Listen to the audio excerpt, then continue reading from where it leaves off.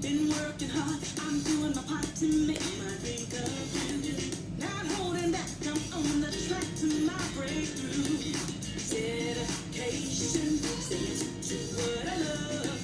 Determination is finally paying off. Here's to the haters and fakers, you never stop me. I'm better, I'm stronger, and everyone can see I'm moving up. Hey, all the way up. I'm moving up. All the way up. All the way up.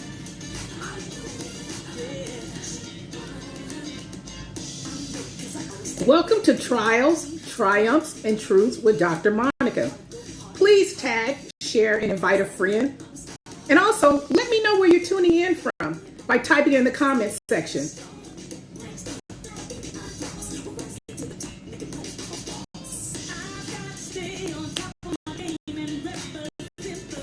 When you come in, just say hello or just tell me where you're tuning in from. You're listening to our theme song, new music by my friend and upcoming artist, Miss Carrie Taylor, and this is called I'm Moving Up.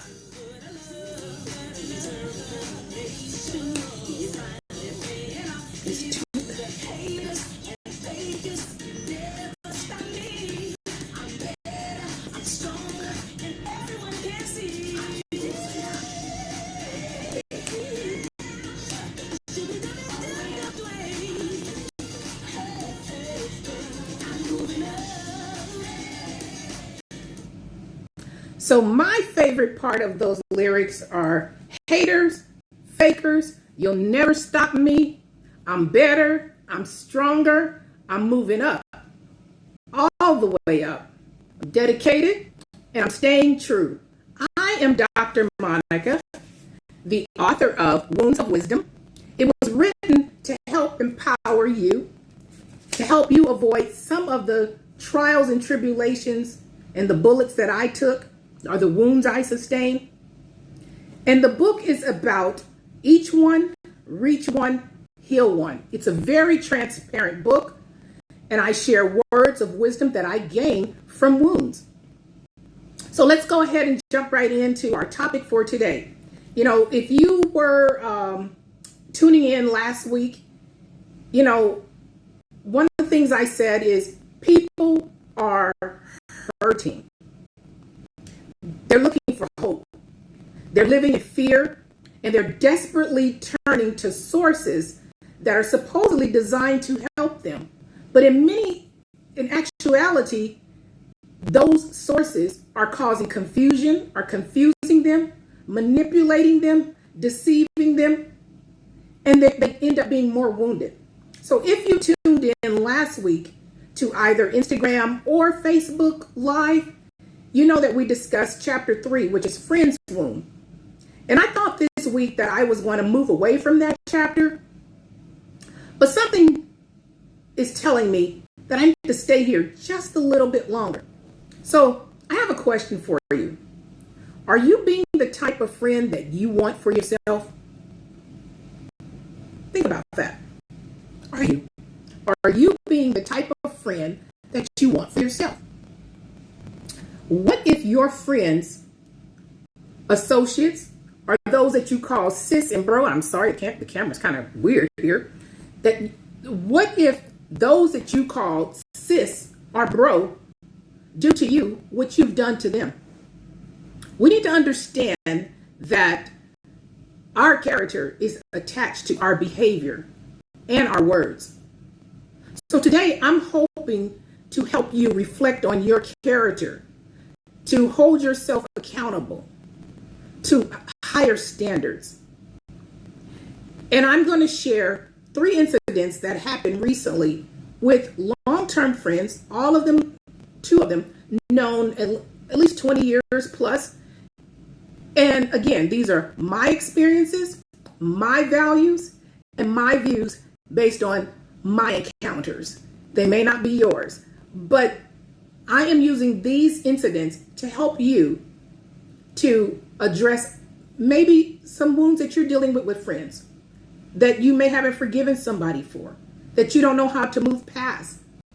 So incident number one, now, a couple of days ago, literally, I texted a friend, happy birthday. And, I said, I hope you're doing something special for yourself today.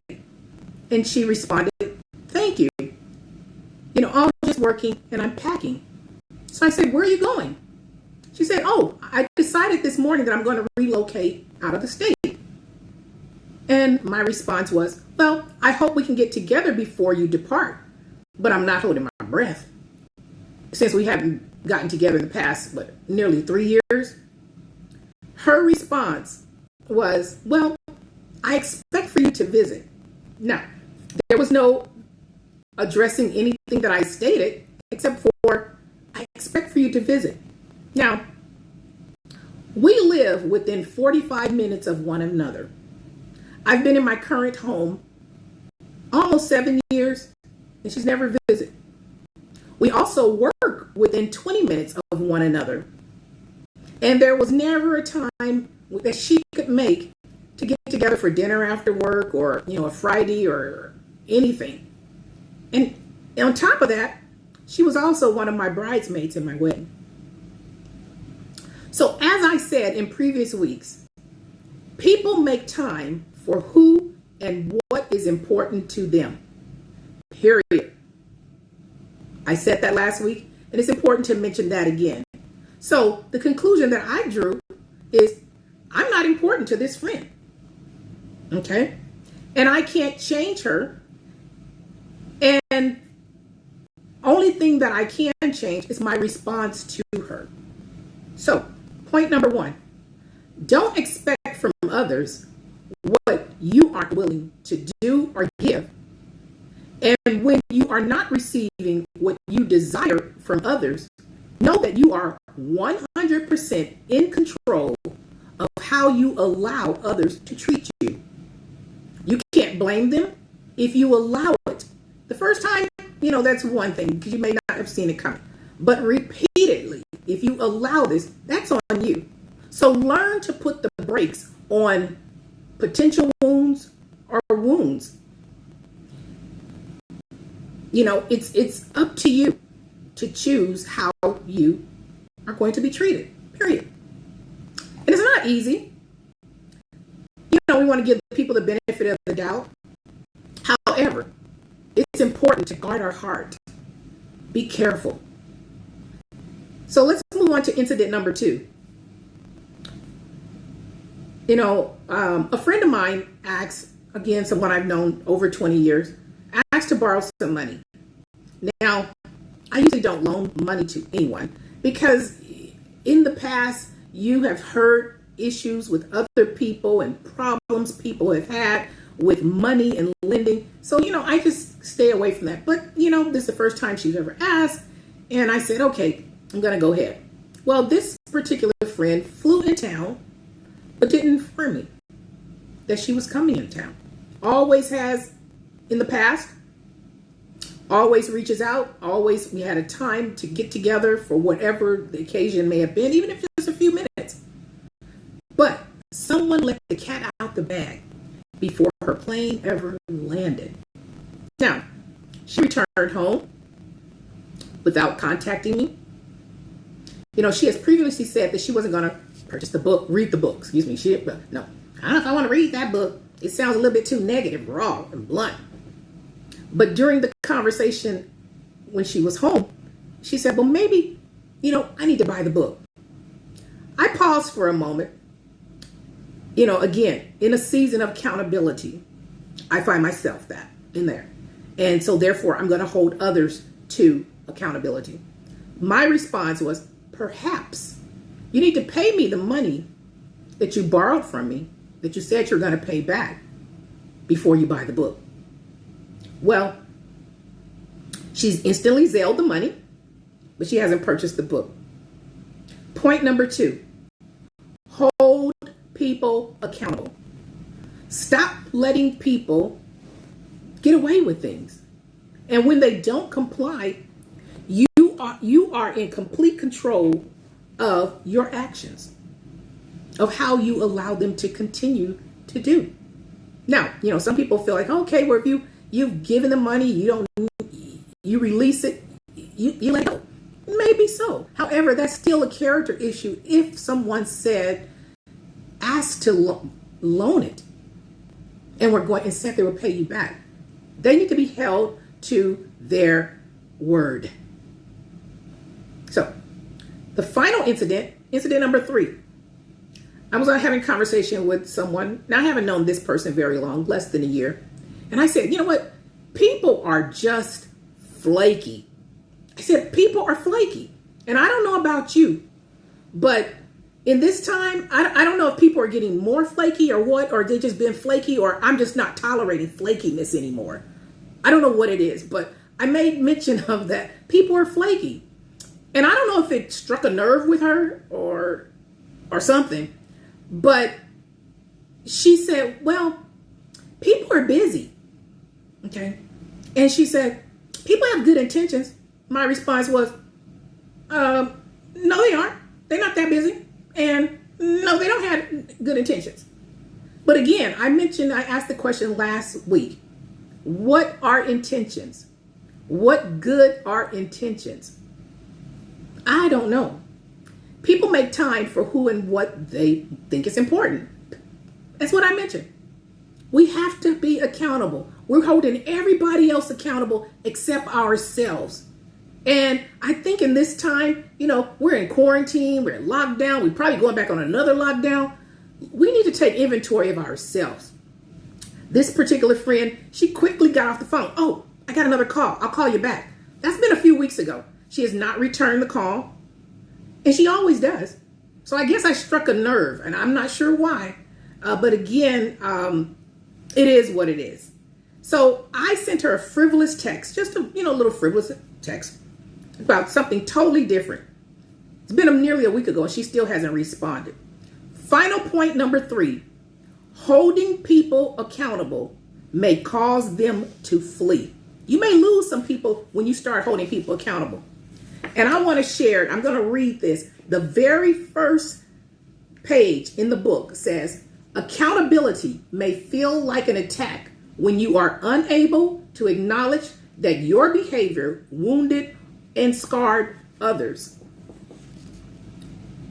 If you don't expect to be there for somebody else, if you're too busy to be there for someone, don't expect people to be too busy to be there for you. It goes both ways. And as I said in previous weeks and earlier today, I am in a season of accountability, holding myself accountable, holding others accountable. If you do not want to stand up for be held to higher standards, look at your words and your actions. Then you know what? My circle may get real narrow or real small. And, I hope you take the time to reflect on your own character. Do you really care enough about others or just yourself? Do your words align to your actions? If you say you're going to do something, do it. If you don't want to do it, say no. Just learn to say no. I was speaking to a friend earlier this week, and she made the comment. She said, you know what? People always say, ask them for something, or ask them to do something. They'll say, oh, I'll try. and I see her comment in here. I won't call her out, but she said, oh, I'll try. What does that mean? People do not want to commit or say yes or no. Learn to say no and be okay with saying no. What does I'll try mean? You really want to say no. Either yes or no. But this wishy-washy in between, that just does not work. So, again, look at your character. I'm going to read something from page 46 in the book. It says, you may have been wounded by one or more friends. And if so, you may have to come to terms and classify friends as associates and accept that the season is up. You can't make anyone understand your perspective if they are too close-minded to hear and listen. You can accept that or allow yourself to continue to be wounded by, quote, a friend, unquote. And then on page 47 of the book, I want to read a scripture. Proverbs 18 and 24, the New International Version says, "One who has unreliable friends soon comes to ruin, but there is a friend who sticks closer than a brother." So don't let someone you call friend to ruin you. Some will do exactly that if you allow it. Again, if you allow it. You know, we have to learn to grow up. You know, thank you, Tisa. Grow up and mature. Be accountable. Your character. You know, what is your character saying? Starting today, I hope everyone who's listening takes an inventory of their character. You know, it may sound harsh. You know, it's black or white, but we need to get out this gray area. We need to be better across the board. If we expect the world to be better, it starts right with each one of us, addressing things that are uncomfortable. So, if you found this brief podcast to be encouraging or enlightening, share it, please. And purchase the book. You can purchase the book from drmonicajackson.com/books, only if it's going to be read. This is not about, you know, getting rich off of books. I believe that there's something in this book that can help you. And based on the feedback that I've been getting from people, it's already helping. So get the book for someone else. Join me each Thursday at 4:45 Pacific Standard Time on Facebook, and on Mondays at 1 o'clock p.m. Pacific Standard Time on Instagram. You use the handle Wounds of Wisdom by Dr. Monica and tune in. So this concludes Trials, Triumphs, and Truths with Dr. Monica. Thank you so very much for tuning in today.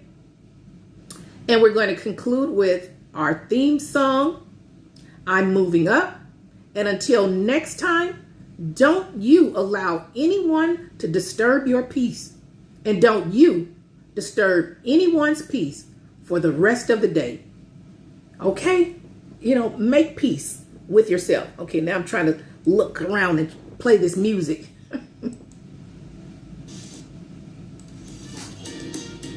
Have a great day.